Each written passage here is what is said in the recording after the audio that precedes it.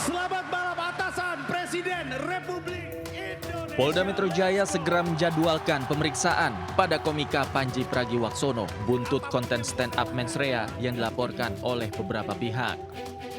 Saat ini, polisi telah memeriksa 10 saksi dan ahli yang berkaitan dengan konten dan substansi yang ada pada materi mensrea Panji Pragiwaksono. Meski demikian, polisi belum menentukan kepastian waktu untuk memeriksa Panji karena saat ini masih memprioritaskan pengumpulan keterangan saksi dan ahli. Saat ini kami sudah melakukan pengambilan keterangan terhadap 10 orang, baik itu saksi maupun para ahli yang sehubungan dengan substansi konten tersebut. Sebelumnya komika Panji Pragiwaksono dilaporkan ke polisi atas materi stand up-nya dalam tayangan bertajuk Mensrea. Ia dilaporkan karena dianggap kontennya menimbulkan kegaduhan publik. Total ada 3 laporan terhadap Panji yang masuk ke Polda Metro Jaya. Dari Jakarta, Ismalia Leman Ainus melaporkan.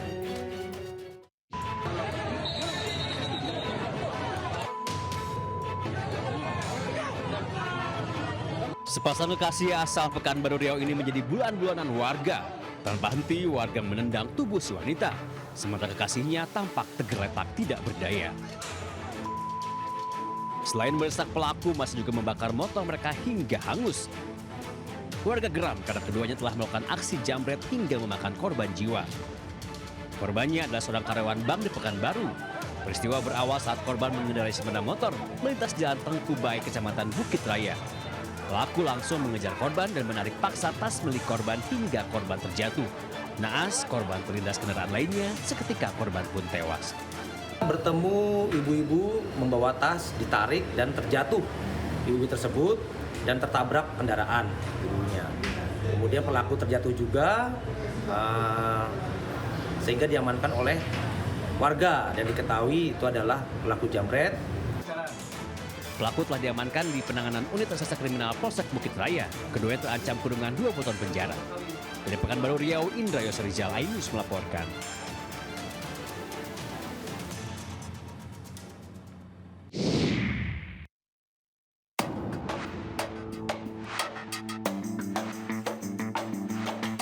Inilah rekaman CCTV yang merekam detik-detik seorang bocah ditabrak sebuah minibus saat hendak menyeberang jalan di Jalan Batara Bira, Kecamatan Biring Kanaya, Makassar, Sulawesi Selatan. Dalam rekaman terlihat korban yang saat itu berada di tepi jalan tiba-tiba berlari ke tengah jalan untuk menyeberang. Naas, dari arah samping sebuah minibus melaju kencang dan langsung menabrak tubuh korban. Akibat benturan keras, sang bocah terpental sejauh kurang lebih 5 meter dan tergeletak di aspal dalam kondisi tidak sadarkan diri.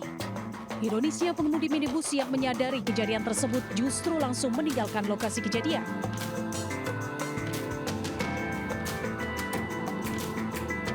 Unit Gakum Satlantas Polrestabes Makassar yang tiba di lokasi langsung melakukan olah tempat kejadian perkara dan memeriksa sejumlah saksi serta mengamankan dan menelusuri rekaman CCTV di sekitar tempat kejadian.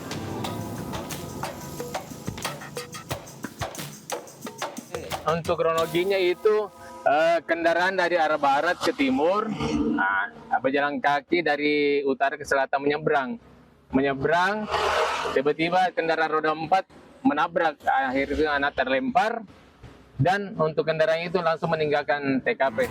Hingga saat ini, pihak kepolisian menyatakan identitas serta ciri-ciri kendaraan pelaku tabrak lari telah dikantongi dan kasus ini masih dalam proses penyelidikan lebih lanjut oleh unit Gakum Satlantas Polrestabes Makassar. Dari Makassar, Sulawesi Selatan, Wahyu Ruslan, iNews melaporkan.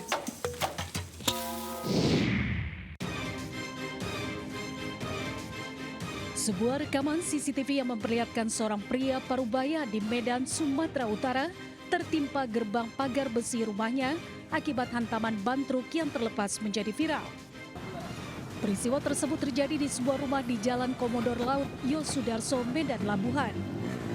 Saat itu korban Abdurrahman, pemilik rumah yang hendak keluar rumah untuk sholat, tiba-tiba tertimpa gerbang pagar rumahnya. Pagar rumahnya roboh setelah dihantam sebuah ban terlepas dari truk muatan kayu yang tengah melintas di depan rumah korban. Korban yang terkapar setelah tertimpa gerbang pagar besi mengalami sejumlah luka di bagian kepala.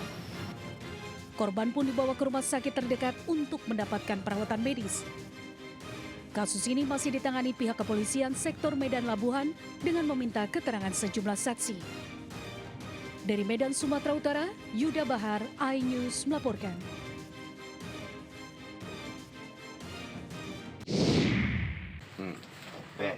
Ini bos lu bikin bahan dari mana? Dari tungkue. Ada busanya nggak? Nggak ada disiram. Inilah video viral saat Babinsa dan polisi mendatangi seorang pedagang di kawasan Utan Panjang, Kemayoran, Jakarta Pusat. Pedagang ini sebelumnya dilaporkan karena dituding menjual es kue yang biasa dimakan anak-anak menggunakan bahan spons atau busa. Petugas juga meminta pria parubaya tersebut untuk memakan sendiri es kue dagangannya itu. Yang motor biar kamu ya, jangan anak kecil ya, kasihan tuh. Petugas kemudian membawa barang bukti es kue dagangan ke Polsek Kemayoran.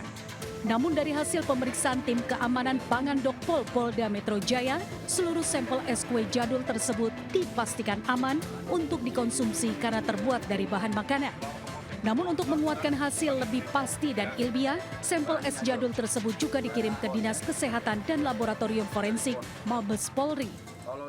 Terduga juga kita kembalikan ke tempatnya, pembuatannya, itu diberi keterangan dari Dokes juga, sementara dari Dokes Polres itu informasinya layak dimakan. Nah, sampai dengan sekarang ini tidak ada pelapor atau korbannya, ataupun diduga ada yang keracunan atau ada lapor, tidak ada sampai dengan sekarang ini. Selain telah melepaskan pedagang es karena tidak terbukti, polisi juga menghimbau masyarakat agar tidak memviralkan suatu temuan atau kejadian tanpa disertai data atau klarifikasi yang jelas agar tidak menimbulkan fitnah dan kekerasan di masyarakat. Dari Jakarta, Rani Sanjaya, iNews melaporkan. Di sampai di mas dagangan itu kan ada racunnya Pak, ada racun. Usai videonya yang viral di media sosial tentang es kue yang terbuat dari spons atau kapas, Sudrajat mengaku sempat mengalami kekerasan oleh oknum TNI Polri. Akibatnya dagangan es kue yang dibawa sebanyak 150 buah menjadi rusak tak bisa dijual kembali. Tahu kan kamu kok ini dari busa kan? Iya, kenapa kamu jual? Sudrajat juga mengaku belum kembali berjualan selama 3 hari karena masih merasa trauma dan khawatir kejadian serupa terulang. Ini udah rekayasa, bukan bahan kue lagi atau puding. Diketahui jika Sudrajat telah berjualan es kue selama 30 tahun dan es tersebut diambil dari pabrik es yang berada di wilayah Depok, Jawa Barat. Penyidik dari Direktorat Reserse Kriminal Khusus juga telah melakukan penelusuran ke lokasi produksi es di wilayah Depok untuk memastikan proses pembuatan sesuai dengan standar keamanan pangan. Atas tuduhan es kue yang menggunakan bahan spons tidak terbukti, anggota Babin Kamtipmas dan Babinsa yang sempat menggerebek penjual es kue di Kemayoran meminta maaf. Polisi mengklarifikasi berdasarkan hasil uji laboratorium, es tersebut aman dikonsumsi.